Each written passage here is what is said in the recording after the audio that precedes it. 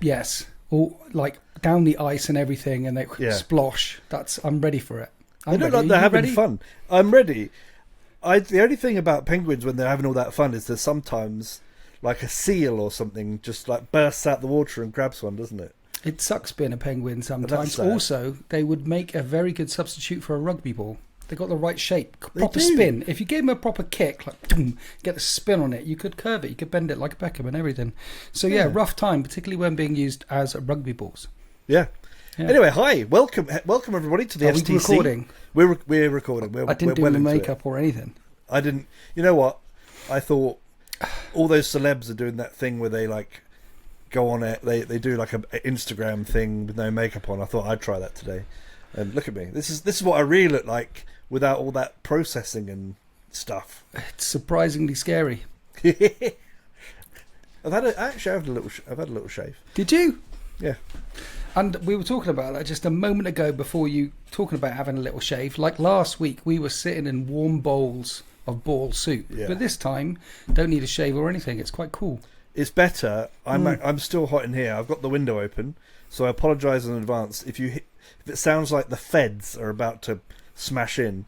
It's just that I live next to a hospital, so there's ambulances and stuff. It's all part of the action. Is that why those sirens go off all the time whenever we're recording? And don't you like ring them up and the director of the hospital and say, "Yo, there's some Hollywood level filming going on"? I've tried. I said, "Look, we're doing a really important thing." They said, "Yes, but Mr. Johnson was having a cardiac." I don't want to hear about Mr. Johnson. No. This is for YouTube, mate. Yeah. So get your priorities in order. So hopefully they'll tone it down a bit. I did tell them just before we went on air. So okay. Yeah. Told them like, no, if anyone falls over, then they're dead. Just leave it. Leave them behind. More important things. It's littering, if anything. Call the police instead. Pick them up, throw them away. Yeah, exactly. Anyway, this is the STC. Welcome back. We're so glad to have you come and join us. Why don't you make a cup of tea? Like, go and make a cup of tea, or if it's too hot, if you're watching this during the day and it's hot, go get an ice pop and a glass of Robinson's barley squash. Or if you're Australian, grab a shrimp from the Barbie. A shrimp from the Barbie. Yeah. Or if you're American, you could crack open a can of beer, of Pabst Blue Ribbon. You know Australians? I do. I know a couple of them, yeah. If they're all from Austria, how did they learn English? It must be hard for them growing up, really. Yeah, that's probably why they are the way they are. Yeah. So, you've answered that one. I have. So the STC podcast is a podcast about law where we talk law stuff. There will be spoilers ahead.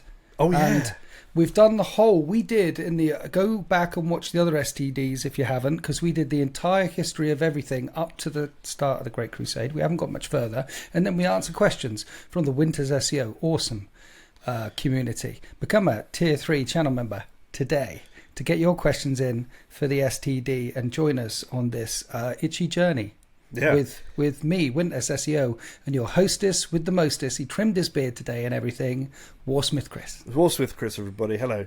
And you know what? Our plan was to just keep doing the history of everything, but now people are asking so many questions. We just got tons of questions to answer, which is great. Loads of law questions.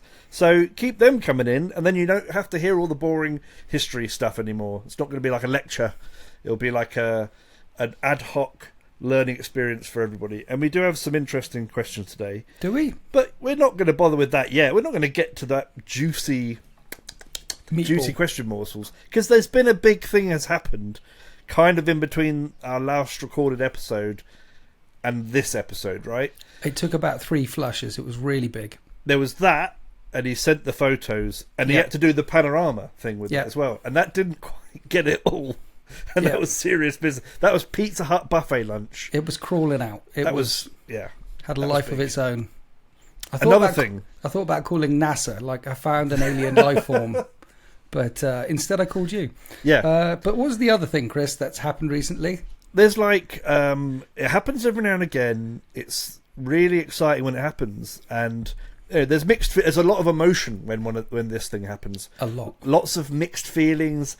people are confused. People are running around banging into walls and climbing over each other and trying to get out the door, and some people are trying to get in the door. And then they all crash into each other and the alarm's going off. It's a new edition, guys, and everyone knows it. Everyone knows it's a new edition. It's 10th edition. It's out. 10th edition's out.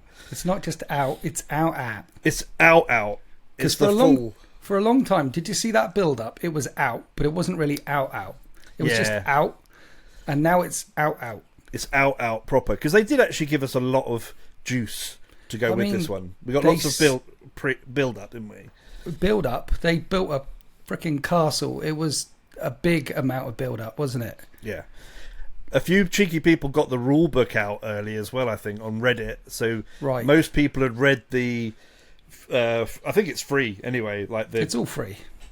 But people had read it in advance. Yeah. And it was from Reddit. Yeah. All kinds of stuff. And then they had loads of Warhammer community articles. We basically knew everything before it came out, which was kind of interesting, living even before it came out, let alone out. Yeah. And I believe all the content creators like Winters SEO are given all the data cards and stuff as well, and you're able to make your videos, and so everyone kind of knew everything, right? They gave them all to me and all the indexes, and I only screwed up once. When they changed the embargo date with 80 minutes to go, and I was out, so I didn't get the thing. But yeah, so that happened. But apart from that, forget about that. We'll cut that bit. Apart from that, I didn't screw up more than once, just once. But it was not really my fault. It was their fault. They changed it. I don't. Yeah.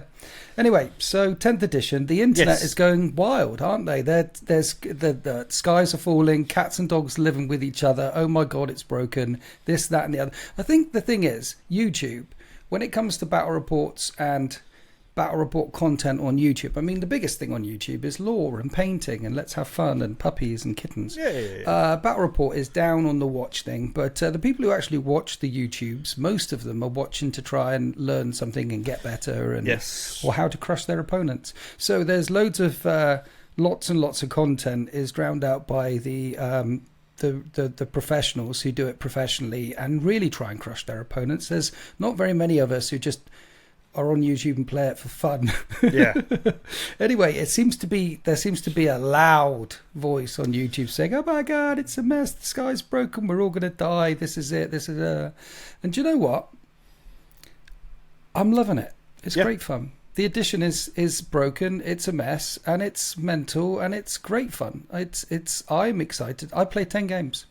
10 games of 10th. 10 games of 10th at the time of recording.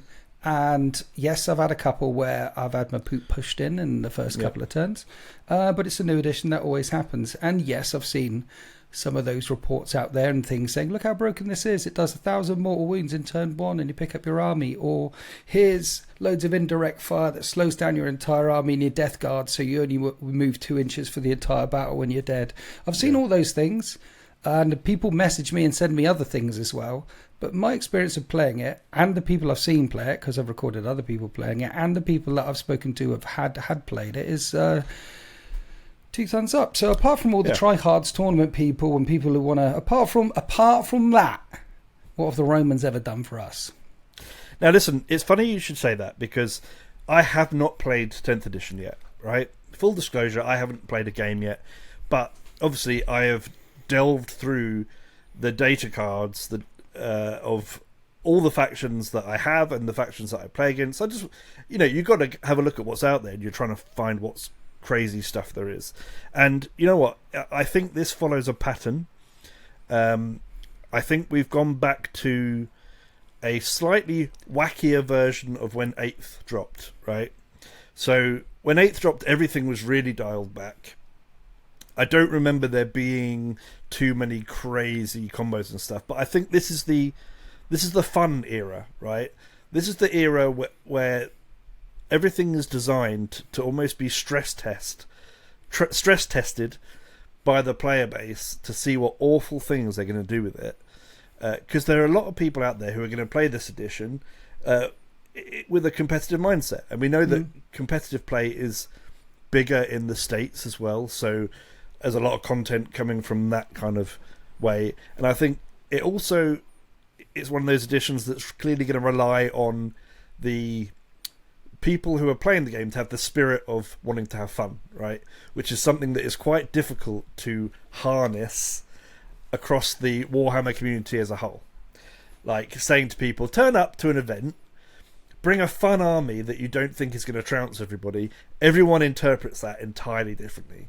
Yep. You know, one guy turns up with loads of cool, fun things, and then one guy turns up and says, "Oh, I thought it'd be really fun to have everything in direct fire, have max units of those Space Marine rocket launchers or whatever," and you know that's fun. So I think we're in that kind of wasteland at the moment where it's going to get tightened and more tightened and made more and more competitive over time. Do you think that might be it, or? But is that a good thing? No, not at all. No, but Games Workshop have never really been good at doing the smart thing. See, you can figure out what they're doing. You know, people keep asking me, "What's your opinion on 10th edition?" And I've been actually thinking about it. It's like you got a couple of months until they really start changing the rules, and then all the fun goes. You see.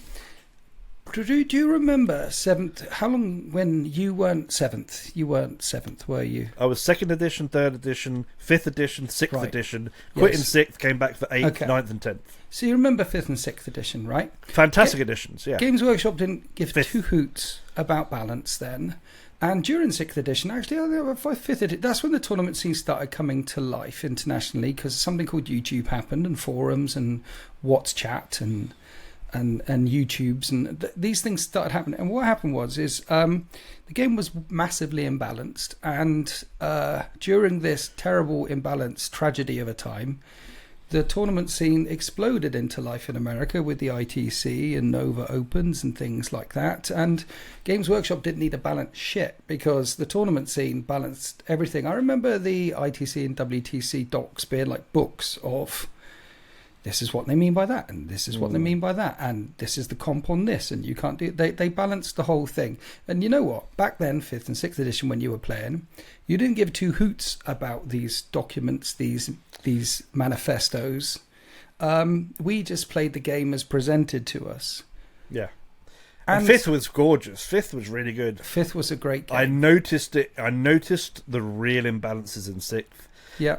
Matt Ward had a lot to it is Matt Ward, isn't it? It's been so long I tried to cast his name out of my mind.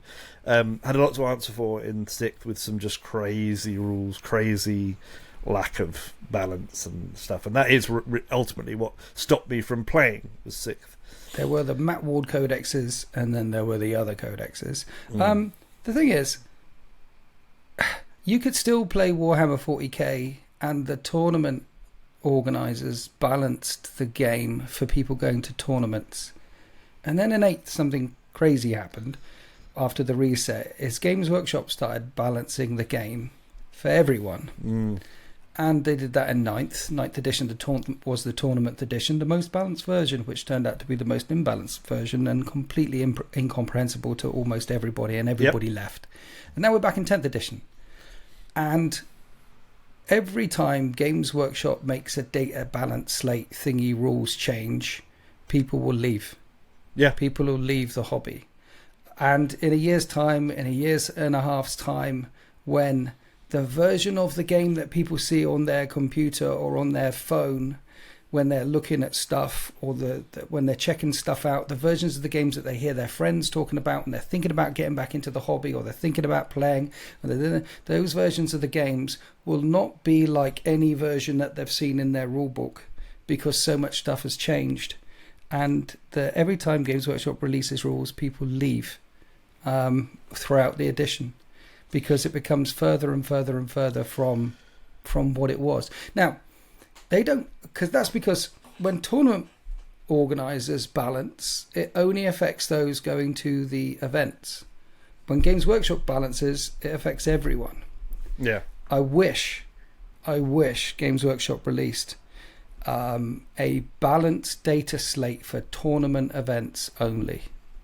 for competitive events only. This is the balanced slate that you need if you're doing that stuff. So the 1% of people who are doing that, or if you're playing once every 2 months with your mates, and then you've got something coming up in March, and you're like, right, we're going to go to that thing. So instead of once every 2 months, we're going to play once every 2 weeks in the run-up. Here's the thing that I need to read to make sure, okay, so they do these things differently. Then that's all they need to do for that bit. And then it's, That idea's been thrown around for a while as well. It's, I guess Games Workshop tried the opposite approach when they really pushed hard on the Crusade thing, which trying to, rather than have the balances and stuff for the tournament players, try and push everyone who wasn't a tournament player like into like this weird Crusade narrative thing. But it unfortunately, I think they're quite often the victim of not really knowing their own player base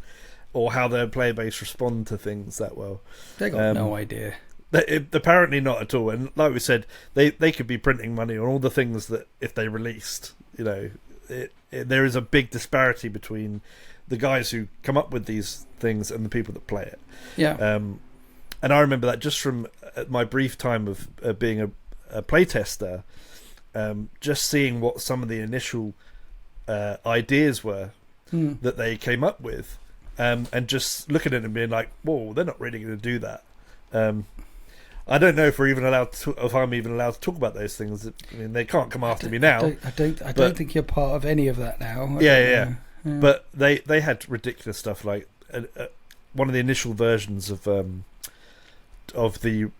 Flesh Borer came with -3 AP naturally, and I was like, your spammable unit is going to have a strength 5 -3 AP weapon. Everyone's just going to take a jillion of those, and that's it. That's all that, just a complete lack of understanding how people are going to abuse these things and how people play. So maybe one day the secret sauce, it will come together. There'll be a design team of people that like know the community really well or something. Who knows? Nah, it's just another overworked, underpaid British company. I say British company, but mega company. Yeah. All mega companies, overworked, underpaid. I feel sorry for the rules writers smashing it out. Another thing about rules writers is they love rules. They love writing rules, and then more rules, and then more rules. If I was like head of the rules, I'd be there with my ruler, going up and down the desks like a teacher, slapping them on the, no, take it out, no, doing that wrong, no. So and then get rid of, because another thing with 10th edition is everything's got special rules, like all the cards. Yeah, but I like it. But why everything? Why not half? Why everything? Why does an intercessor squad have to have a special rule? Why does a little squad of termagants have to have a special rule? Why can't the special thing be, look at it, it's really big and shiny and it shoots loads of bullets? That's what it. Why does everything have to have the rules? Ultimately, I think that's how you'd find your balance, by stripping away everything and just having, this is cool because it's a gribbly unit and it's cheap and you get loads of them. This is cool because it's a big guy and he is tough. But I think that there's just that element of they've got to have everything has got to be worth wanting. Why? No. 8th edition, massive success. The biggest success Games Workshop has ever seen, 8th edition. For the first year and a half before Psychic Awakening came out, and everyone had a 1.0 version of their codex before it went to 2.0, it was brilliant. Millions of people came back to the hobby. The tournaments were the most balanced they've ever been. And you know what? There were no special rules. When the index dropped, you had the points and the units. And some of the units, like a captain or something, they might have a give out a reroll hit rolls of 1 within 6 inches. Or a big bug might have, it's got a 5-up feel no pain. That was about it. There was a couple of things in there, but none of this other layered stuff. It was stripped right back. I guess the bonus is that when you switch to a data card format where everything's nicely laid out for you, you can get away with putting a bit more wordy stuff on there because everything's instantly referenceable. Slap! No! And here's the other thing. If you're a rules writer, what do you get paid for? Writing rules. The less rules you write, maybe they think you're a bad rules writer. You didn't write enough rules. Are they paid like per rule they write? Must be. It's like 50p if you write a rule. So today they sit down at their desk and think, right, I'm going to write 100 rules. No, it's per word. I'm telling you, because the wording of some some of GW's rules. Gotta write a lot of rules. There's about 150 extra letters in there that don't need to be in there for a start. Yeah. But So a bit of rules overload, bit broken, bit all over the place, and I'm here for it. I'm having a great time. I'm worried. I personally, to listeners, I understand that everyone has a different point of view. Everyone's plugged into a different algorithm. Everyone is walking a different path in life. And some people hearing this will agree. Some people hearing this will think heresy and want to burn my house down. Some people have completely different points of view. But this is just my point of view. And I think that balance is needed. But I think balance is needed at the tournament competitive end. And then those players in their local gaming groups that play at that end can get those things for their stuff. And then everyone else, leave the kids alone.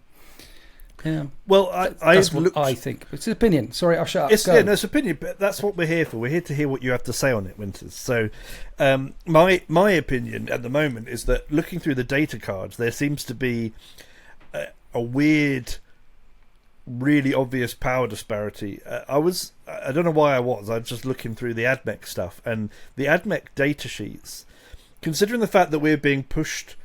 At the moment, we don't have a support of a codex with all these synergies and stuff and all these special rules.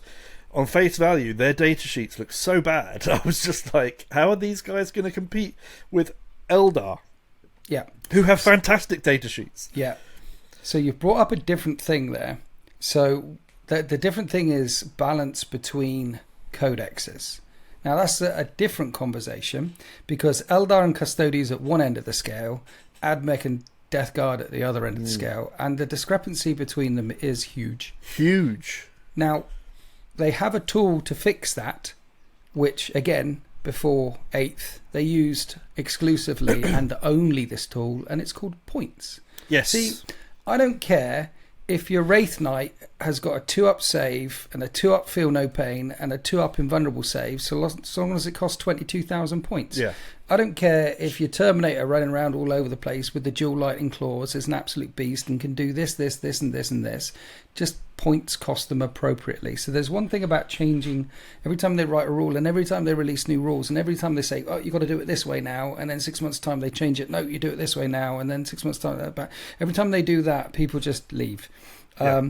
But moving points up and down is simple, and they should and could and have done that before, and that's what they should do, just change the points. This Age of Sigmar style points has really shown it's also revealed some pretty good bargains, I'd say. There's some definite bargains. Now, I for one am concerned about the abuse that can be pushed out through the said factions that you've just pointed out with Custodes and Eldar. I've got a solution though. Winters fixes 40k. Do you want to hear it? I'm ready. Okay, you like this. When the codexes come out, they have no data sheets in and no points. Yep. So your Space Marine Codex and your Tyranid Codex, they're coming out first, and what comes out in them is your history, your painting guides, and new detachments. Yes. So there'll be, instead of the Tyranid High Fleet detachment, there's a Tyranid Endless Swarm detachment and a Tyranid They Come From the Sky detachment. And what you get is your new detachment rule, your 6 new strats, and some enhancements. And in every single codex, there could be 3 or 4 different detachments. In the Space Marines codex, they're going to need about 10. Because, Crimson Fist, White Scars, Raven Guard, and they've got different detachments in there. The data sheets, they don't touch. The points, they don't touch. If you want all the detachments and the different ways of playing, you get the codex. The data sheets and the points always remain free and online.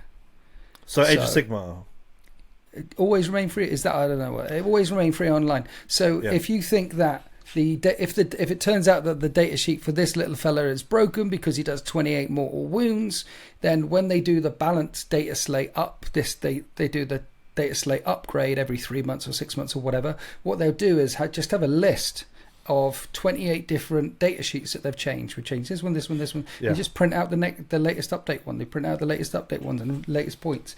So no one gets left behind. Everyone has access to all the points and all the update there. And if you play only every 2 months and every 2 months and every 2 months, and then next June you and little Timmy decide to go to a tournament, then you know that you can print out the most updated stuff a couple of months before, and then that's your points and that's your thing and that. I do like that a lot. And you know what? I'm going to say something which will be considered absolute heresy, and I'm going to say it anyway. But you know, that aside, it would be fantastic if they just did a Horus Heresy, and you have an Imperium book, you have a Xenos book, you have a Chaos book. Each one has just got all the detachments for all the different armies of that faction, and then everything else is data sheets. Yeah. So you buy the Xenos one, and you got your Eldar first, then you've got your Dark Eldar. Then they could break it down. You could make it Elf People book, and then Space Marines or whatever. Short People book. Yeah. Skinny Robot People book. Condense it into because you know what? How many times have we thrown away codexes in the last since people got into it? Just piles of codexes. About 5 days ago, actually, I've got space. I couldn't carry. I threw a box away with like 8th edition codexes and supplement books and stuff. Yeah. Apart from the fancy ones that did story, like the story ones that progress the story. I couldn't carry it. It was so heavy. The box nearly broke, and I was like, "This is how much we throw away." But I know that it's a big part of the business model, so it's perhaps a bit too much to wish for that. But you're so buff. Why couldn't you carry it? Because it was that much. It was. I'm weak. No, I'm just weak. Okay. I couldn't think of anything witty to say. Let's move on. Yeah, we do need to move on because we're nearly half an hour and we haven't even looked at any of these questions yet. And there's loads, so I think we should. Chris. Yeah. How are you? I'm good. Yeah. I'm hot, but I'm good. When are you playing 10th then? When are you actually? Are you going to play a game? Yeah, I really desperately want to play, but I just it's hard at the moment. It's hard to. I'm going to. Look, I need to. I will. You don't have to film or anything. Just come around. That's what I'm going to do. And you know what? Samuel. No, we don't say his government name. Sultan. It's also. Yes. I need to go see his new house. He's got a setup and everything. And play. So, and you're both in the same area. So maybe I'll just get like a thing in between, and I'll stay there, and then I'll see you on different days. We'll do that. The game itself is about an hour quicker. Okay. If you're not filming it take because all the book leafing, because you'll have like 6 cards, 8 cards, 9 cards right in front of you on the table, spread out. That's it. Yeah. It takes about an hour shorter to play a 2,000 point game of Warhammer 40k.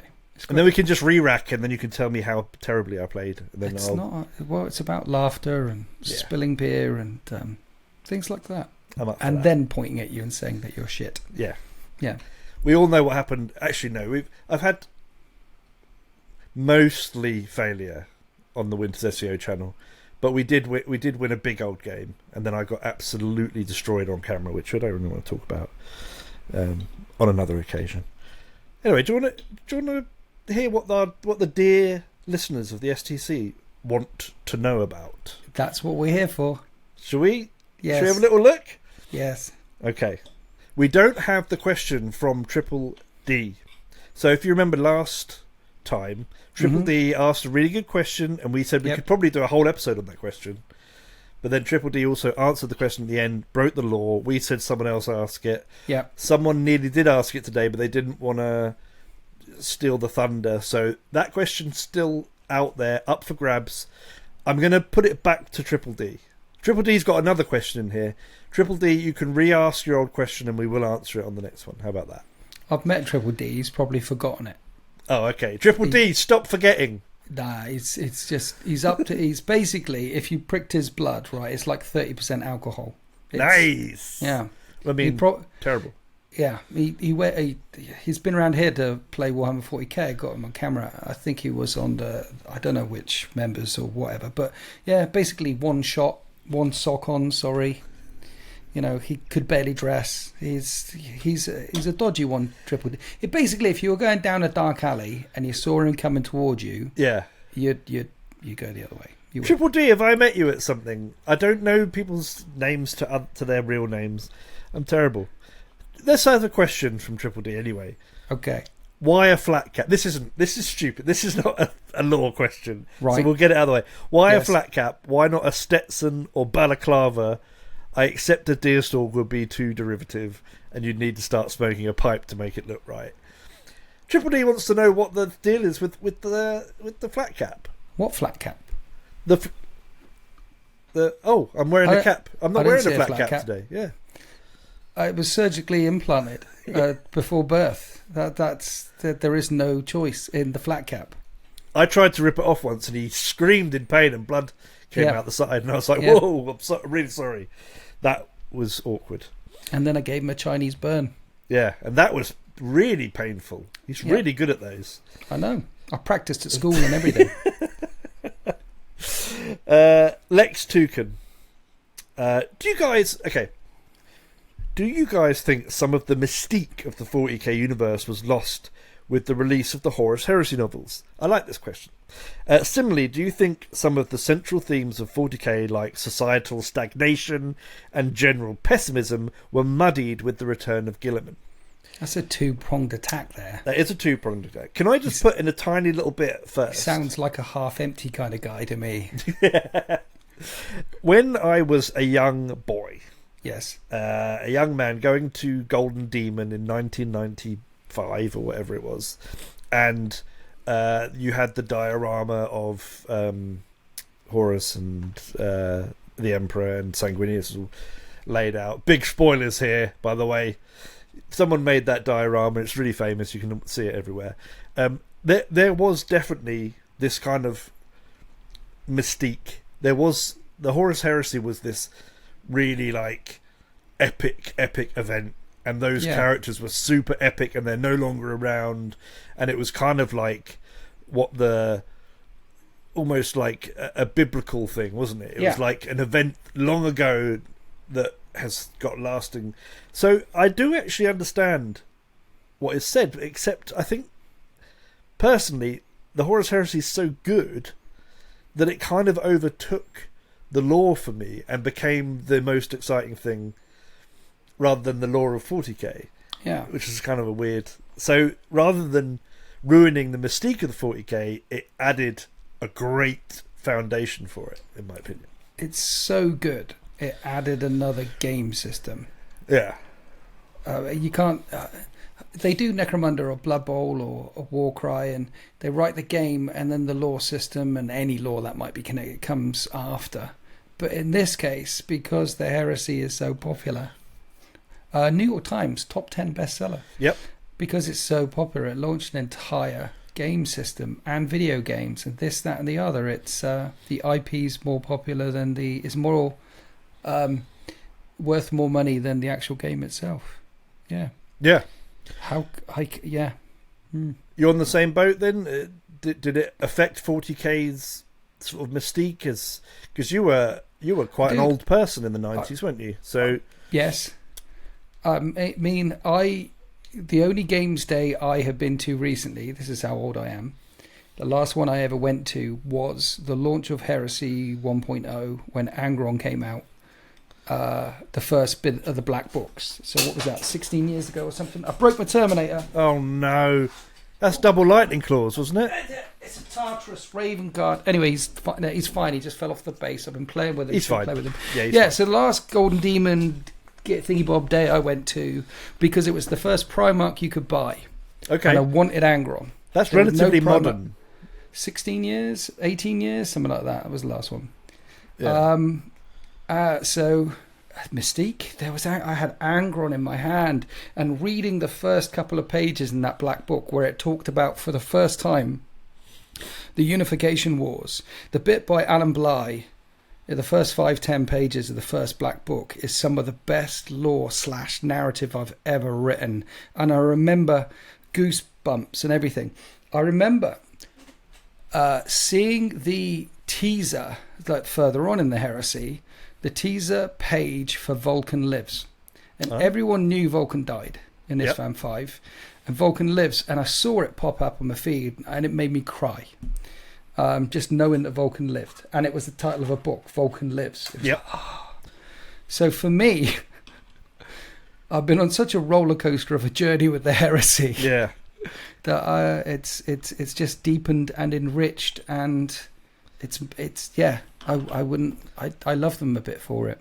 I think the answer there, Lex Tukin, for the first bit of your question is that you've kind of asked it to a pair of people that are really, really into heresy. So yeah. I'm sure you'll find some people out there who would say yes, it did remove some of the mystique because it answered it has answered a lot of questions about the current state of play in the 40k universe. But I think it topped that lore, so was worth it. There's still some mystique. There's still lots of deliberately unanswered gaps here, there, and everywhere. Yep. But I think the 40k universe is all the stronger for it. What was the second half? So the second half was essentially did the vibes of 40k. You know, the general horribleness and pessimism and the downbeat, grim, dark nature of it. Was that muddled with the return of Guilliman? You can start if you want. I've got I would question whether he's read a 40k book recently, or even the 40k core rulebook Leviathan. Things are looking bleak out there. There's a great rift. Yeah. It's ripped the galaxy in half. And it's not just that it's ripped it in half, but in Imperium Nihilus, the bad guys are now empire building. They're building empires and bastions and things to rival. It's pretty bleak. There's this whole bug that's coming to eat the galaxy. Yeah, there's a king that doesn't talk very much. There's all sorts of it's bad. It's bad out there. The Quiet King. Yes. Big crazy guy. Lex, I get what you were going out with there, because it was kind of injecting some hope that one of these ancient heroes of legend had come back, but I really think 40k needs something like that, because you can't the churning, the marching progress of war, the constant grind. You have to have something to inject hope in order to have that taken away again. So some things have to look slightly better for a moment if you want them to get slightly worse, because if you're constantly on the descent, I think it loses a bit of its impact.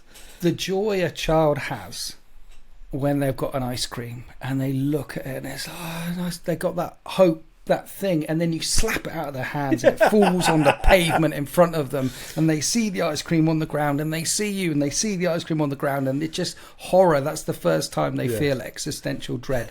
You need a bit of light, because then it illuminates the demons in the dark. Yes, lost hope is much worse.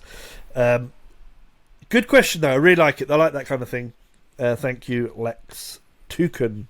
Thanks, Lex. And I think I'm that's sure the first. Read loads of stuff. If you haven't read loads of stuff, then but no. Don't listen to him. This man is a reading machine, so you can't ever hope to catch up to the amount of stuff. He's mentioned a few times over the years, like, I'm on my 57th way through the whole Horace set. And when he goes on holidays, he used to ask what books to do. I'm gone for 7 days, so I need 20, 30, I need 42 book suggestions. And it's like, whoa. He's a prolific reader. Wraith Raider, Rules Guy. This is self-proclaimed Rules Guy. There we go, Wraith Raider, Rules Guy. Is Guilliman a tactical genius, or is he an idiot? He fell into Fulgrim's trap and died. That's a spoiler. He fell into Mortarian's trap 10,000 years later in the battle that he was winning, and would have died had his orders not been disobeyed. And this is a massive spoiler, and the child saved him. I'm not seeing his tactical acumen myself. So that's from the trilogy that came out, the whatever it's called, the one from the last edition. Yes, he's a tactical genius. Read No Fear. Heretic, Wraith Rider, Rules Guy, absolute heresy. He is a tactical genius. I know what you mean, because it does seem to be a bit of an oopsie blunder. It's one of those things when I was watching The Walking Dead, and all every main character that died seemed to back into a zombie. See, this is the thing. Completely. He's talking about plot devices in order to drive the narrative forward. And me and my wife, because you talk to people who've watched The Walking Dead, like, what season did you fall out of it? What season did you stop? Like 2, I think. All right, she stopped season 4, and I stopped season 6. And around season 2, we started calling it The Walking Stupid. Yeah. Because everything was a plot not everything, but most things were a plot contrivance, plot device in order to read. And the characters were clearly not doing the things that anyone would do, let alone that character would do. Yeah.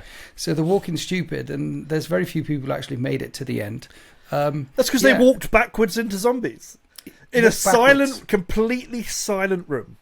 Every time someone died, they walked backwards, and then a zombie just came from nowhere. It was like, how did you not know that was there? And it started so well, like Rick shooting his mate in the leg because he was limping to the thing, and that's it. Yeah. But then in season 6, I think it was one of the main characters fell off the wall in an alleyway full of zombies, and I thought, well, he's dead then. And then the next season, it starts with him crawling under the dumpster in the alleyway of zombies. I'm like, no. And I stopped, and I didn't watch any more. The Walking Stupid, that was the end for me. Plot contrivance, plot threads, hooks are different to character, to what defines that person. Yeah. And just for the record, I watched all the way up until the Baseball Batman. I watched the one with him in it as well. And honestly, it was... I didn't get to Baseball Batman. I wasn't enjoying it. I wasn't watching... I was already starting to not enjoy it in season 2. Right. Because season 1 just felt really good. It felt like a really good zombie thing at the time. Yeah. And it was a rare occurrence. Anyway, this isn't the Walking Dead cast, because if it was, it would be boring and only 5 people would listen. Anyway. Let's talk about Game of Thrones season 8. Let's never talk about how one of my favourite book series ever was turned into a TV show that turned into the biggest disappointment of my adult life. So let's just get away from that now. And it was doing kind of well. They got a lot of characters right and stuff, and it just got worse, and then it compounded worse and worse. Let's not talk about it. See, that's the difference. George R.R.R.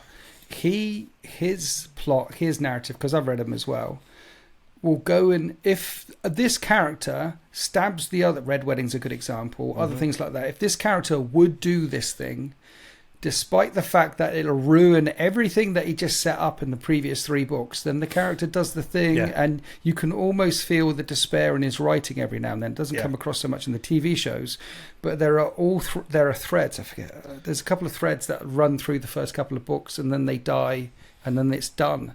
And there's bits that happen in the books that have no overall impact in anything that's ever going on, and they're side quests that lead nowhere and do nothing.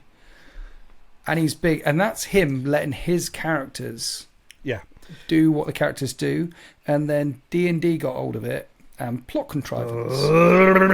And one of the things that was so it was one of those books where I got sunburnt in the garden reading it because I just couldn't stop. And that particular, the Red Wedding was a sequence where I needed to go and do something. Yeah. And I read it, and I literally put the book down, and I texted my mate who was also reading it at the same time as me, and I was like, have you finished this yet? And he was like, I think he just sent back an expletive, because we were literally reading it side by side. Right. I found that series of books to be just utterly compelling at all times because of that gamble where you'd have no idea. Nobody's safe. Nothing is off the table. Yeah. There's no safety in it whatsoever. Every page could be your favourite character's last page, and you just have no idea when it's coming. Fantastic writing. Yeah. Terribly chewed up by... That's the difference between this character is going to do that because that's what the character would do. Yeah. That's as opposed to, I'm going to make this character do that in order to drive the plot forward here. Yeah, which was Walking Dead's only... You know what? We need to do a live stream one day where we have a bottle of whiskey and we talk about the things that we really hate about our favourite stuff. Anyway. Eldar. Let's put it... Craftworld, in particular. Put it away. You mean strawberry-flavoured ones. No, look at these. Look at these little Biltown Why? Guardians I've been painting. Why? Because I'm not going to play a Wraith Knight with auto-critting heavy Wraith cannons. It's been banned in Germany already. Yeah. The ITC have dropped devastating wounds from, or they're talking about dropping devastating wounds from the whole of the Eldar thing. See, this is fine at tournament level. It's fine at that. Just write in one line, fate dice do not count... No, sorry, fate dice count as a modified dice roll. And then that's it. It's done. Because you can't... You don't count as rolling an unmodified 6 when you use a 6. That's all they need to say. Then you can't proc super ridiculous effects for free. You can gamble and roll it and get a 6, or you can use a fate dice and you get a slightly toned down version that doesn't do mortal wounds and stuff. Yep. It feels like the right fix to me. Devastating wounds was a bad idea. They shouldn't have had that in there. Yeah. As a general rule of thumb. See, the good thing about this edition is it's about hitting, wounding, saving, right? Yeah. You hit something, you wound something, you save it, done. And that's where the balance is. Now, they had 2 versions of save. They have your armor save and then a feel no pain save, because they've got ways around it. Like you can get around so if you want to make something really devastating, it can go straight through the armor because it's got AP3, or because it goes but there's a way to mitigate that. It's called invulnerable saves. Like, actually, this thing doesn't really... This is tough. And then you've got a thing below that called feel no pain. And they've got this safety net. They've got this safety net to stop things crashing through the floor. And then they came up with a rule system called devastating wounds. So it doesn't matter whether... One of the safety nets from the AP, from the armor save, was invulnerable saves. And the safety net below that was... And they crash straight through the armor save safety net, the invulnerable save safety net with devastating wounds. And not just that, but they've turned your with devastating wounds. They've turned your anti-vehicle weapons into potentially anti-horde weapons as well, or anti-elite infantry. Because if you proc devastating wounds and they carry over, it's now great against Terminators and great against Space Marines and Yep. Just change fate dice to count as a modified dice roll. Saying it, I'm calling it now! I'm just... anything that bans Craftworld Eldar, I think they should be dead. I mean, the Eye of Terror should have like a second coming. And just any Craftworlders floating around in the galaxy gone. We can leave the Harlequins alive. Please do. And the Cormorant guys, because they're hiding in the webway. We can leave the Exodites alive. But anyone in the middle, gone. Just... They're now... I mean, elves, they've been around since Tolkien. Just get rid of them. Yeah. I strongly disagree, but let's carry on, because I'm not gonna debate you on the viability of space elves in the 41st millennium. Right. Lore wise. Okay. Runt Herder. Hello, Runt Herder. Could Lucius the Eternal potentially kill... I remember why I pinned this one. I like doing this. I like breaking into the question with commentary on the question. Nice. I read this one because I the answer is no. Could Lucius... next question. Could Lucius the Eternal potentially kill the Chaos Gods if he wished, given that if they kill him and take any sort of pleasure or enjoyment from it, they turn into him? Just no. The gift already comes from chaos. The gods. Yeah. They're not gods. They are... Yeah. Yeah. They are energy manifest. They are the warp. They are everything. They're not going to be bothered by an ability that they have bestowed, a gift they have bestowed upon once someone who was immortal. Everything is gained has been granted by them in the first place, or by the warp and its ways. Because that would be stupid as well. If it's like, oh, Nurgle's just turned into Lucius the Eternal because he killed him. Lucius. Yeah. I got a friend of mine who's got a real beef with Lucius. Right. And he says he actually gets his ass... He's meant to be like the best bladesman and all this stuff, but he gets his ass handed to him by like everyone in the books. And then he's got like a gimmick that means that when he loses, he wins. Yeah, all right. There's a difference between... No. So... In defense of Lucius, he's a really, really good character. In defense of Lucius... He says he is the best bladesman in the entire galaxy. That's what he says. Yes, yeah. There is, I forget which book it is in. Damn it. Which one? It's actually in the short story where they talk about maybe the top 20. There's someone fighting someone, and damn it. Anyway, a couple of heroes fighting, and one is like, 1 minute, that's that guy, because there's about 20 names that everyone knows, and he lists them. This. Sigismund, certainly. Yep. Khan, Lucius. He lists these names. And that guy, I'm running in the opposite direction. Mm-hmm. Lucius is up there. But he's in a lower weight class. He's like welterweight. Yeah. And then you've got the light heavyweights and the heavyweights. I mean, Sigismund is the heavyweight champion of the world. And he says he's the best person, but there are a couple of people who can definitely give him a tickle. If you're a minion, then you're going to lose to him big time. Yeah. If you're just a regular Joe, he's going to get you. But when he has to fight other characters, he's quite low on the spectrum. Now, listen, I am desperate for the Emperor's Children to get the Chaos faction overhaul in 40k. Yes. I hope they do it well. I've got a wish list of things I want. He is one. And I also want. Have you seen? You must have seen Hellraiser, right? You've seen Hellraiser. Yeah. I really want their mortal. Everyone gets like you got Poxwalkers and you've got the Jackals, whatever they're called. Yeah. I want Cenobites. Nice. As something like that. You know what I mean? Nice. Where they all represent some kind of eternal device of torture that's in them. I really hope they do that. That would be cool. I got really excited thinking about that the other day, and it's not going to happen. But they did no, because in World Eaters, Codex World Eaters was quite naked. There wasn't that many new units in it, which is unfortunate. Looking forward to World Eaters 2.0. Hopefully some Khorne demon engines will turn up, and actual cavalry rather than just the cavalry lord. But one of the things they did drop in there was Jackals. One of the things they did drop in the Death Guard was Poxwalkers. One of the things they dropped in the Thousand Sun were those Beaky, the Zangors. Those ones. So you're going to get them. You're going to get the cultist type, Cenobite types. But they need to be Cenobites. They need to be based on that humans that have got bits of machinery and stuff in them which causes them eternal pain and pleasure. What if they're Cenobite-ish? I'll be happy with that. What if they're Pepsi and not Coke?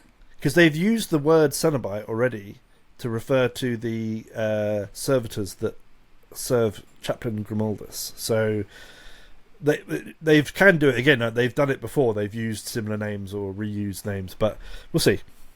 What's your favourite? Chalky milk, banana milk, strawberry milk. Which one? A bottle of chalky milk. Yeah. So if I gave you a vanilla milk instead of a choco milk, chalky milk, would you throw it at me? No, I'd still drink it. I do like flavoured milk in general. So say they're not Cenobites. Say they're vanilla bites. Yeah.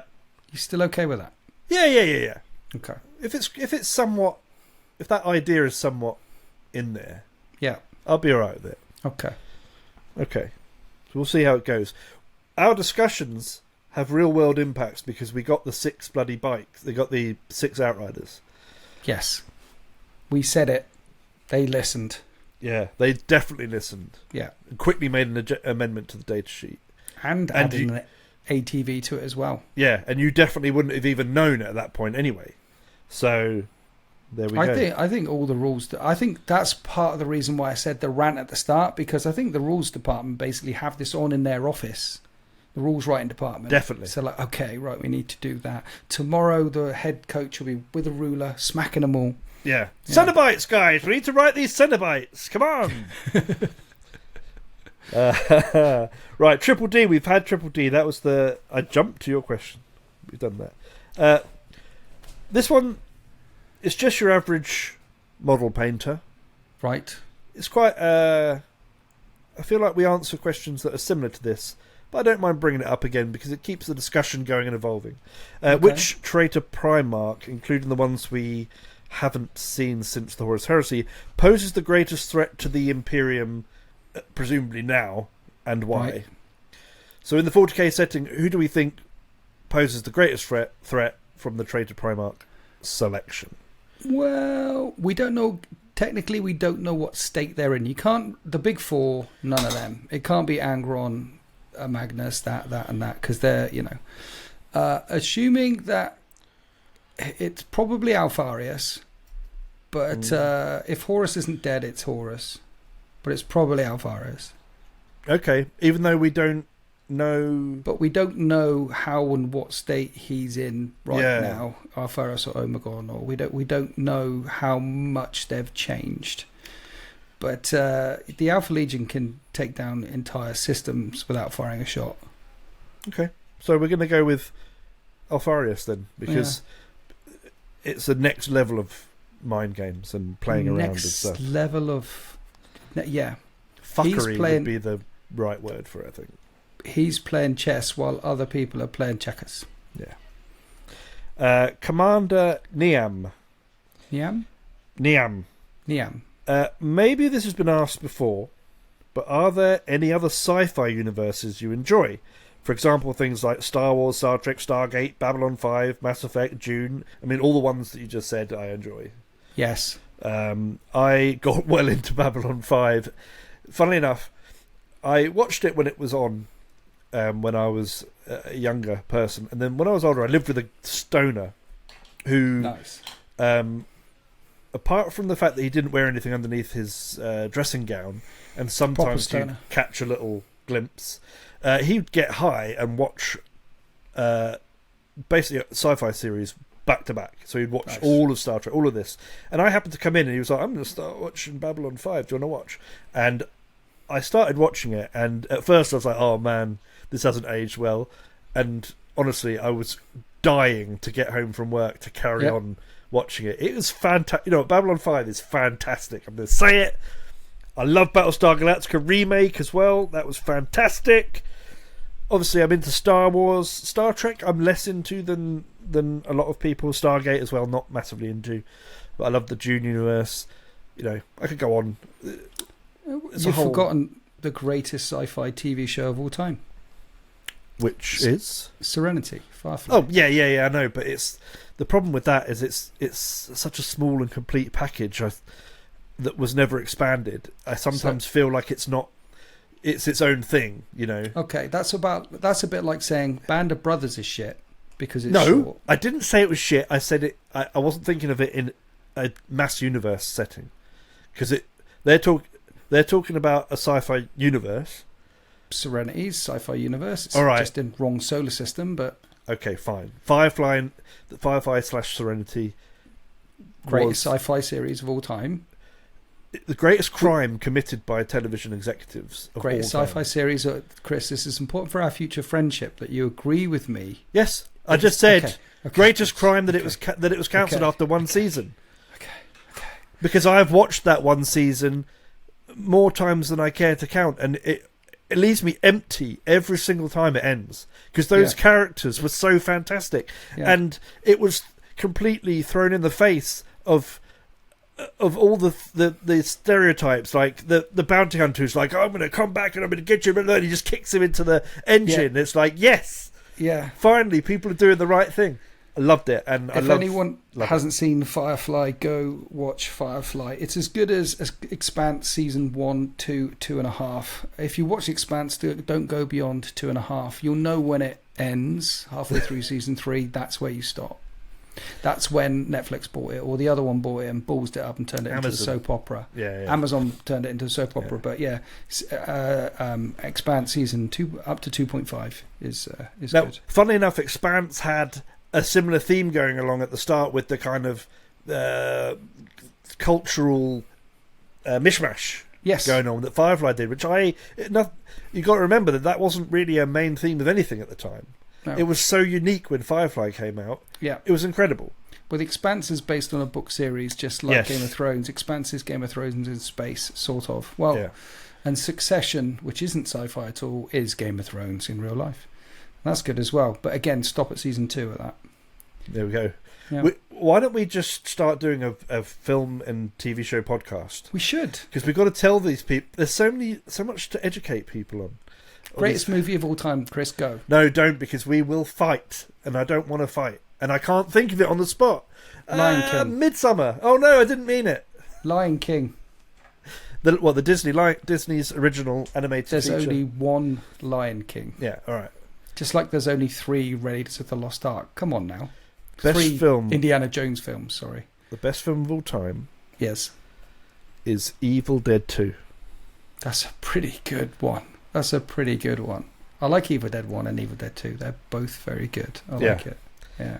And I'm going to stick with that, even though I might not believe it fully, because it's probably the film that I rewatched the most as a teenager because I fucking loved everything about Evil Dead 2 and Evil Dead 1 and Army of Darkness as well. I did enjoy Army of Darkness. I've watched them. If we're talking the most watched thing that I've watched ever movie, it's Lord of the Rings. Yeah, me too. I've smashed that so many times. Yeah. And all the director's commentaries and all the special effects commentaries and the actors' commentary. I smashed it so many times. Do you want to know a secret today? Go on. What? Today, during my lunch break at work... Oh, you're doing the Audible. Oh, no, I've been doing the Audible, which is fantastic. But today, during my lunch break at work, I watched an hour-long compilation of alternate shots from Lord of the Rings. Literally, where it'll just be like Galadriel from a slightly different angle. Nice. They'll be like, yeah, that was a shot they didn't use. And this is a shot, and it's a goblin turning to the left. And I watched a full hour of it because I think that those 3 films are something you can complain about how it was approached and all that kind of stuff, but it was a feat that they were created. A feat, a marvel of modern... It wasn't even that modern by today's standards. It was a marvel. 2001, the first one came out, so they must have filmed it in the late 90s. 20 years. Incredible. They should re-release them on cinema with now another director's extended cut, and each movie's got like 12 minutes or 13 more, like some of those angles that you're talking about, because they must have so much footage. There's loads. If they released them again, they would... I don't think Hollywood wants to do it because it would be embarrassing just how much those movies would smash if they re-released them. Yeah, people like they. There's a fight scene with Sauron. Oh dear! Did you know that? Yeah. The original one with the voice of Sauron outside the gates of Mordor was supposed to be him versus Sauron. Yeah, and then they redid it. That's with the troll instead. Yeah. Yes. And there was a full flashback scene where Gil-galad gets killed by Sauron as well. Yes. Which they cut out. But obviously they had to cut, like, Lord of the Rings is, as a book, is a long, drawn-out, slow, beautiful piece of literature that is not paced for a film at all. So any criticism against it, I'd just like to say to those people, Peter Jackson, and I think was his wife who he wrote it with, what they managed to do was fantastic, considering they were told to film 3 films at the same time, and they had to adapt one of the most beloved universes that's ever been written about, and I think they did a cracking job of it. And when Amazon announced they're going to remake them already, and it's only been 20 years, I fear for these 3 films that these poor kids of the future are going to see.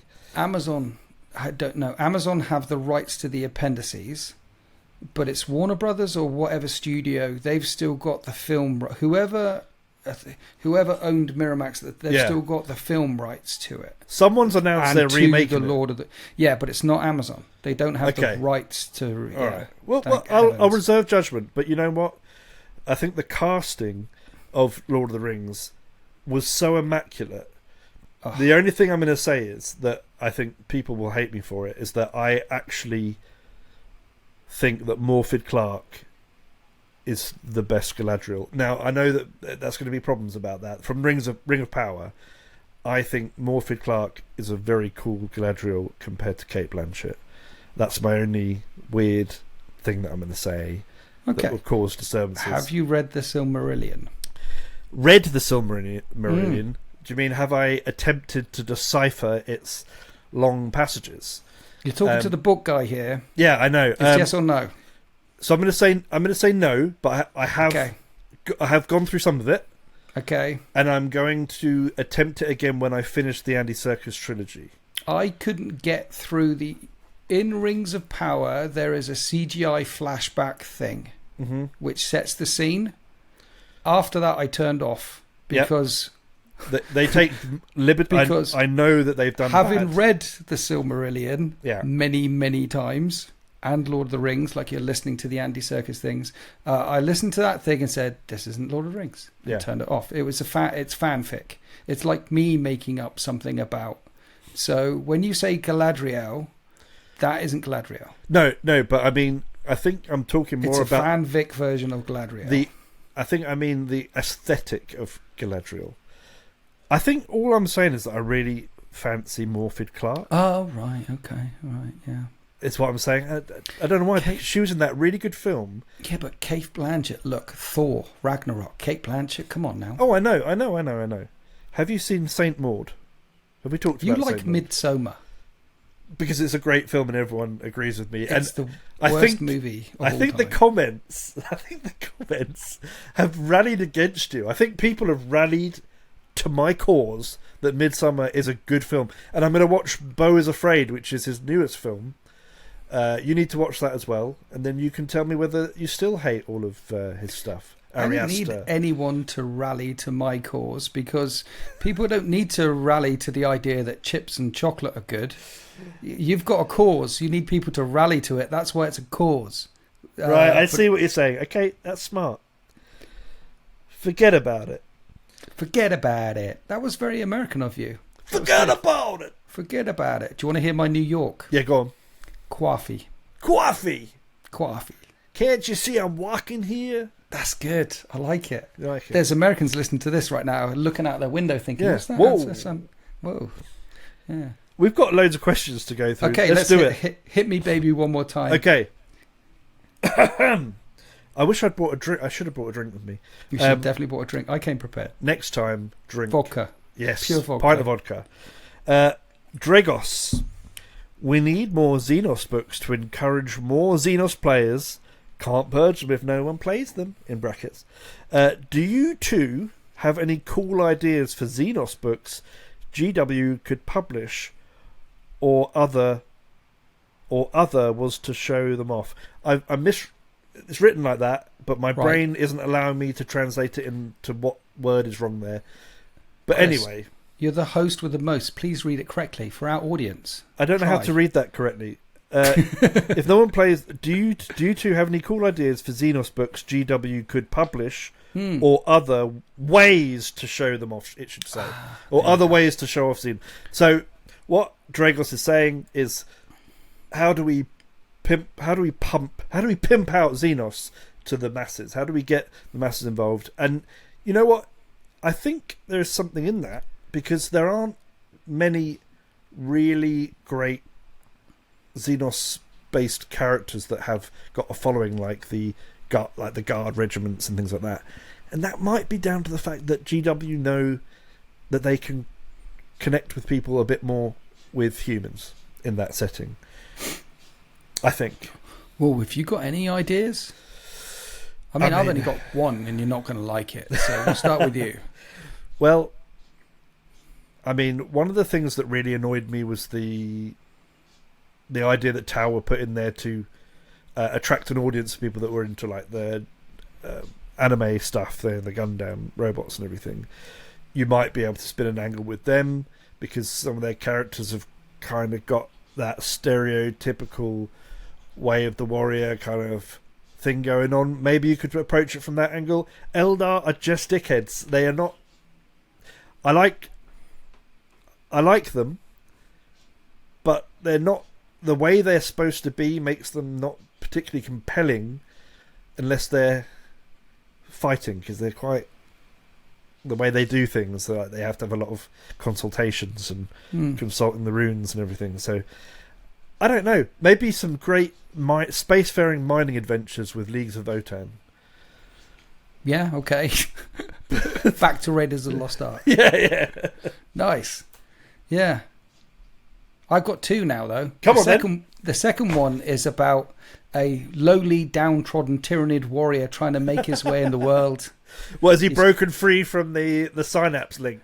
He's fighting, he's doing his thing. He breaks free from the synapse link. He calls himself Kevin. He's trying to mingle in with the hive. With the hive and the stuff like that, get a job. And every now and then humans like, ooh, and he's like, no, it's all right. It's just abhuman, don't fight. Yeah. And then the hive starts coming, and Kevin starts swelling out into a swarm lord type thing. He can't hide it anymore, and it's really a tragic tale about this Tyranid just trying to get along. I love it. I love that. I'd read it. Yeah, I think that would work. The other one is my first response was, can't we have some more Xenos books? It's like, yes. Let's do the desolation of the Eldar craft. They've done it enough. Beeltan's fractured. No, it was that was dead. That was only mostly dead. It wasn't dead. It got better. We've got to go through all the Skittles in all the color order. Start at that green one, go all the way down to the yellow one at the end. Wipe them up. That would be good. It'd be a tragedy, Shakespearean in its scope, but everyone will cheer at the end. Wouldn't it enhance the whole lore position of Harlequins if they're the last remnants of a dead race? Everybody's like the webway crumbles in itself, and the dark city of Camorra is destroyed, and the craft worlds are hunted down one by one, and all that's left to tell the tales of them is the Harlequins. They'd be a really great tragic little group of tragic people, wouldn't they, with a tragic story to tell? You've just forgotten the Darkkin, the Cormorra people. I said that. The webway collapses and destroys Cormorra. Oh, the whole thing? Yeah. Oh. I think Vashtor's having a go at that right now, isn't he? If their pocket dimension closes, because they're in a pocket dimension, if he somehow managed to crush that, well, it doesn't matter that it's infinitely vast, does it? Because it would just be gone. But it's a myriad of pocket dimensions. So Cormorra itself... You go through one door, you end up over here. You go through that door, you end up over here. It's got loads of. It's actually spread out in geographical space across the entire galaxy. Even though it fits together like that, it's really like that, not like that. Yeah, not like that, like that, not like that, like it's that. like Skaven blight. What's that? That's a dead one of them.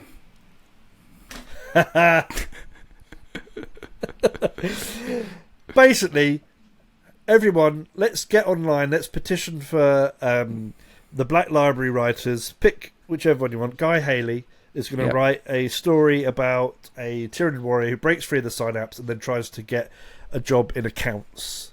Yeah. He likes ice cream and long walks in the park. He does. He's great with the spreadsheet. He can do the pivot tables and stuff. Yeah. So I'd love that. You've got an alien mind, Kevin. Why'd you say alien mind? No, it's so abstract. Right, yeah. Keeps having dreams where he has to jump into a pit of acidic slime and melt. Yeah. I'd read it. I'm telling you. He straps two of his forearms up like that. And every now and then when he sneezes, like, push them back down. Yeah. Love it. Right. Rue has written a whole page of a question. That sounds like Rue. Rue, why has the Imperium not moved to... Okay, this is about conscription in the Imperium. And it's interesting. It's an interesting question, which is why I put it in here. Why has the Imperium not moved to full conscription, given it could massively increase the resources of the Guard, World War II style, with every man 17 to 41 under arms? So conscription. This was something hinted at being a possibility in 2nd edition, primarily because of the Tyranid threat on the eastern fringe, but hasn't been mentioned much since. It just seems odd that with half the Imperium almost lost, the rest is being attacked from every direction, but the Imperium feels like it's fighting as Napoleonic-era Britain did, with a fleet, a few elites and some militia, rather than the total war effort of the world wars. Is the Imperium really that bad off if it hasn't moved to a total war economy model, which I think it has? But anyway, is there a danger Gilliman doesn't realise the Astartes aren't enough and can't shield humanity as they could during the Great Crusade? Is this the time baseline humanity has to rise to defend itself? Well, my brain goes to the notion... there's the comedy answers, but one of the, like you said, I think the most sensible way to answer it is in total war mode and has been for 10,000 years. And if it adopted any other modus operandi of how it functions, then we'd have lost 10,000 years ago. So it's still expanding in places. There's still rogue traders getting rogue trader leases, doing their things. There's still new Space Marine chapters and new foundings happen. It's the Tony Stark wrapped the Earth in a ring of iron and called it Ultron. The Emperor of Mankind wrapped the galaxy in a ring of steel and called it the Imperium. His fallback option, should everything go horribly wrong, was at least the Imperium would always be fighting. And that's what the Imperium of Man is. It is one massive war machine that spends most of the time fighting itself.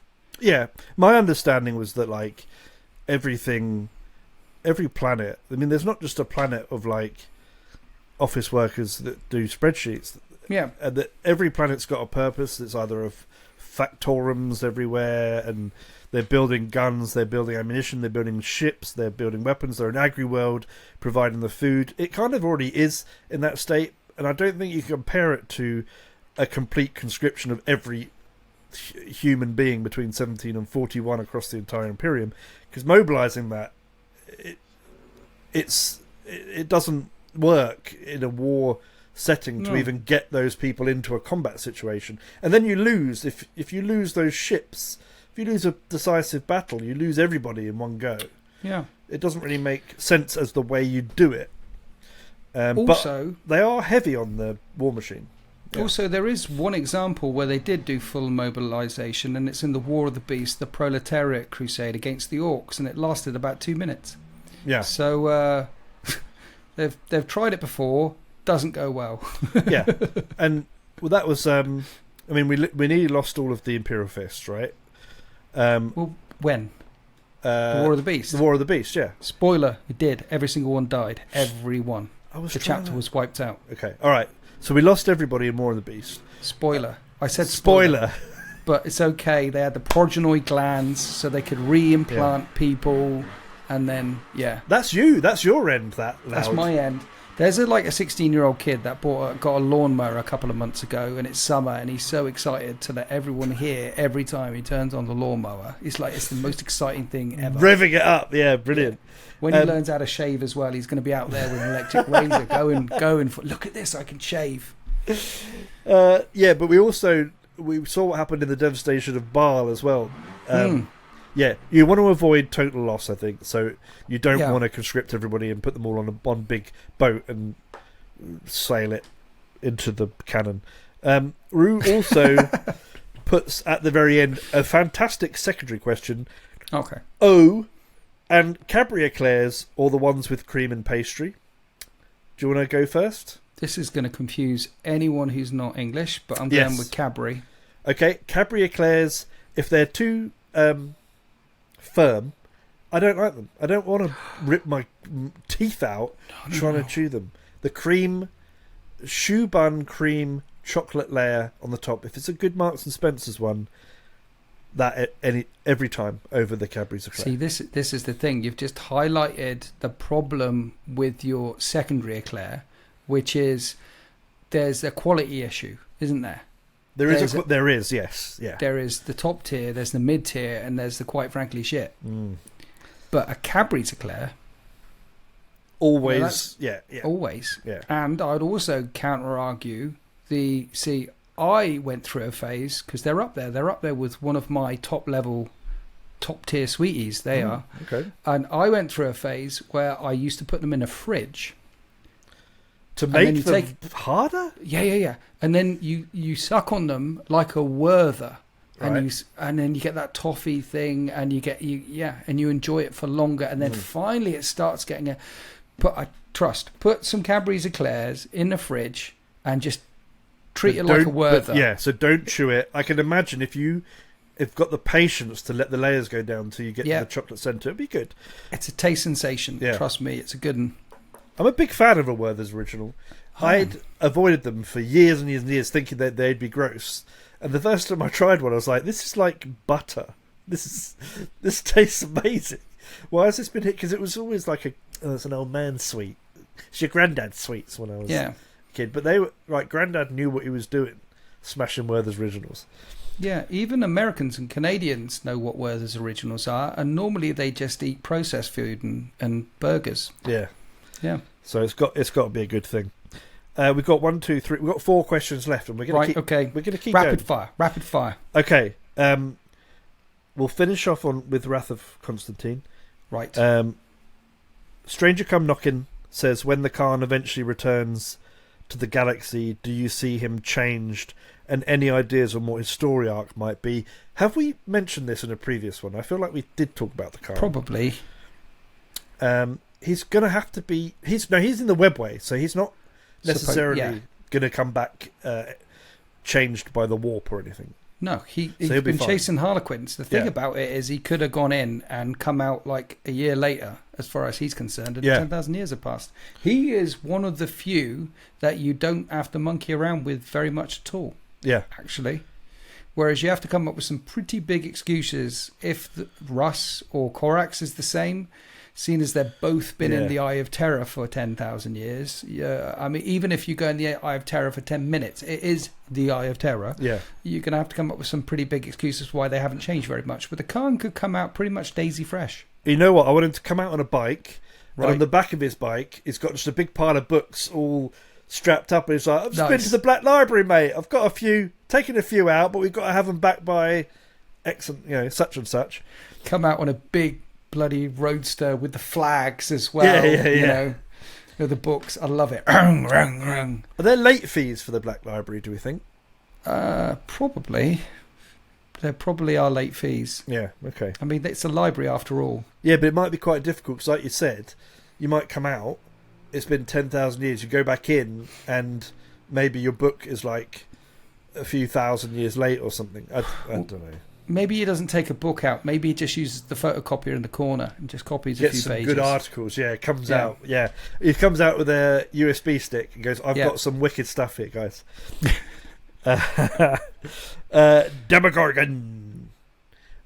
Demogorgon says, how well do Admech and LOV get along? They have their love of ancient tech in common. Yep. Would they be best buddies or fierce rivals? They would hate each other. Admech would tech heresy. They are... So, whenever you think of Adeptus Mechanicus, think of ISIS. Think of, I don't know, ancient Egyptians or people on the Mayan things cutting hearts out with a flint knife, offering up to the sun, hoping that the sun is going to come up tomorrow. They are down level deep religious fundamentalists, and LOV are messing with tech. Look at all the things that they've done with the STCs, and as soon as they find out about the Voton cores, they would flip out. Okay, they would flip the table. They would burn the table down and then nuke the planet from orbit because it's the only way to be sure. They're already flipping out of their own guys, remember, for using certain stuff. They not tiny, short bearded men and women, not going to cut it. If they're messing with not buddies, fierce rivals. Buddies. Yes. Everything about them, the Admech would hate every single thing. Yeah. Especially their beards. Yeah. And the stuff that they didn't hate, they just wouldn't understand and would think it's heresy and need to burn. There we Especially their beards. So, sorry, Demogorgon, your Admech LOV soup list that you were just coming up with in your head has just been completely destroyed. Sorry. The smartest idiot. Do you think there is... Okay, I'm going to paraphrase this because it's a big question, and I think there's a quick way we can talk about it.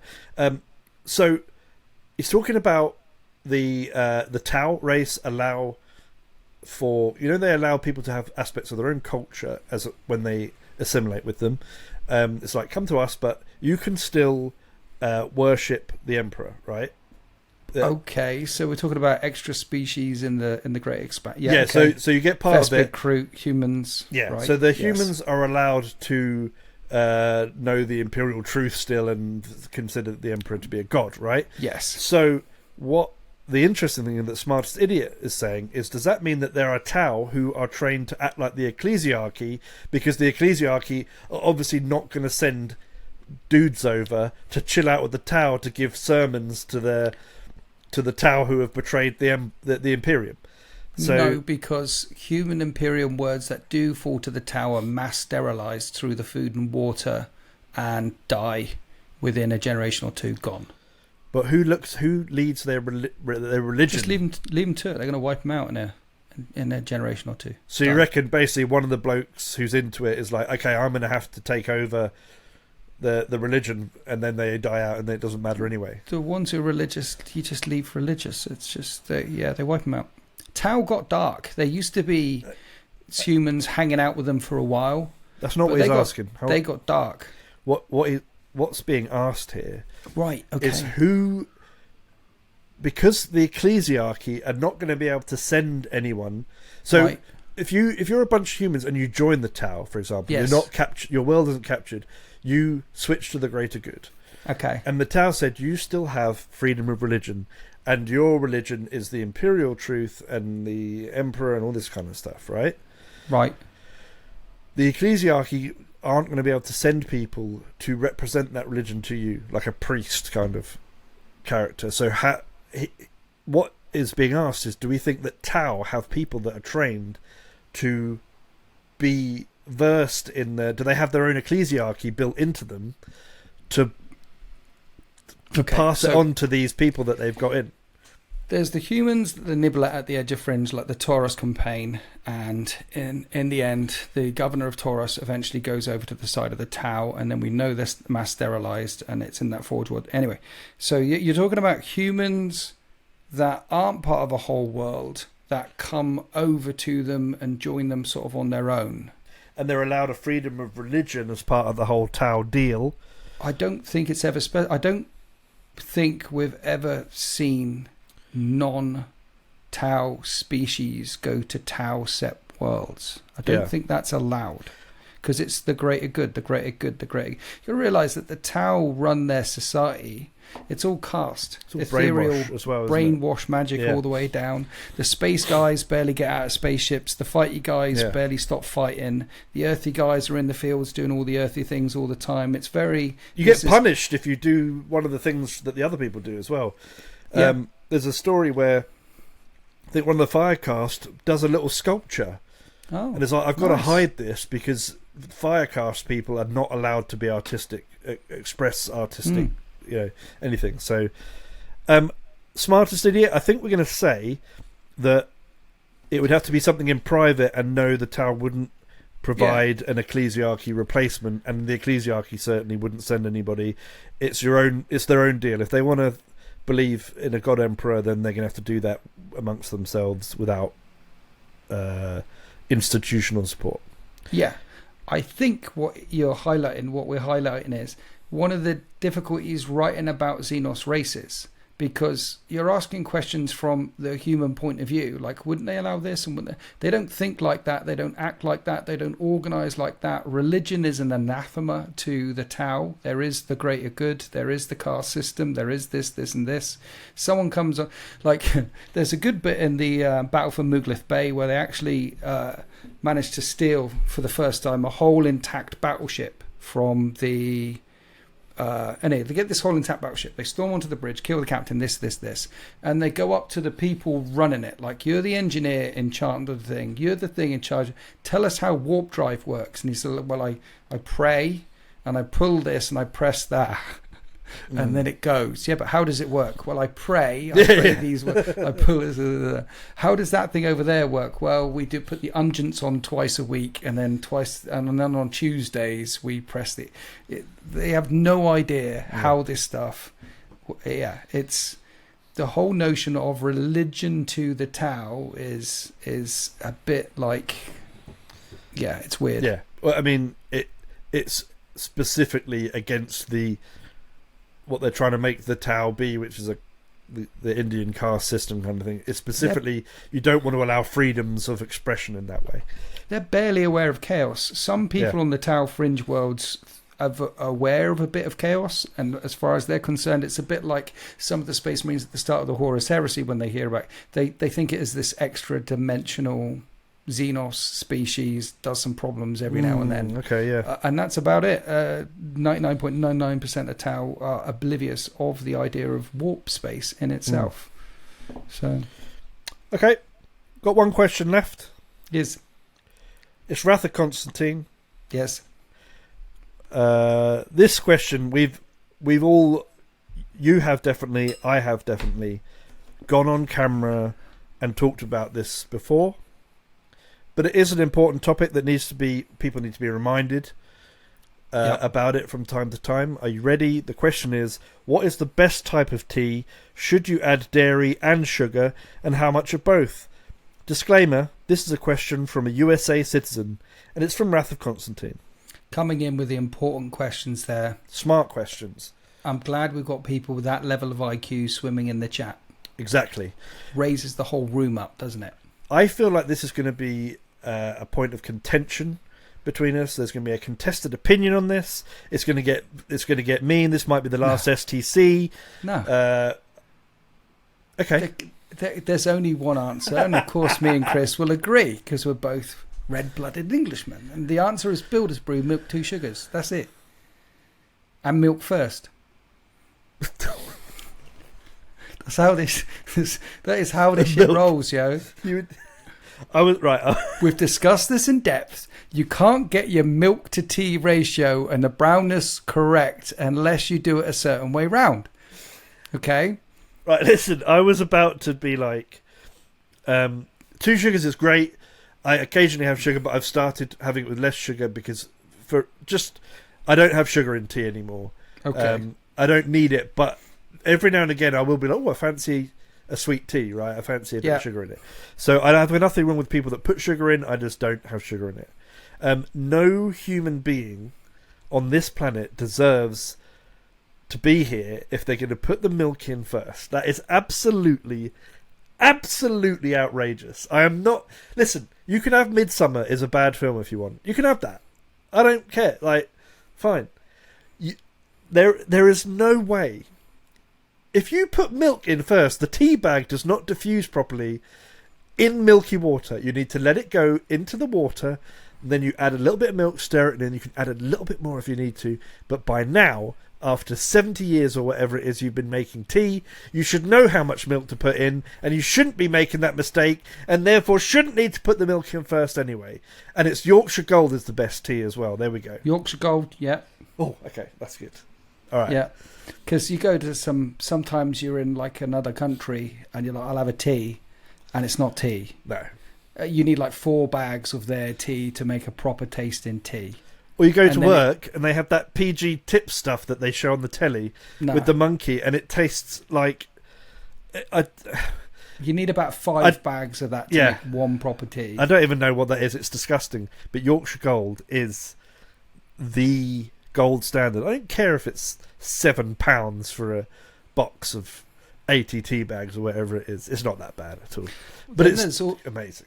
Then there's the other tea. Like, I open the cupboard with her teas in it. Yeah. And by the way, the cupboard is full of teas. Yeah. Is that like orange and chamomile and things like that? Yeah, not weird one shit. box of the tea. Yeah. It doesn't even say tea on it. It will say like, chamomile, strawberry nettle, and kangaroo poo.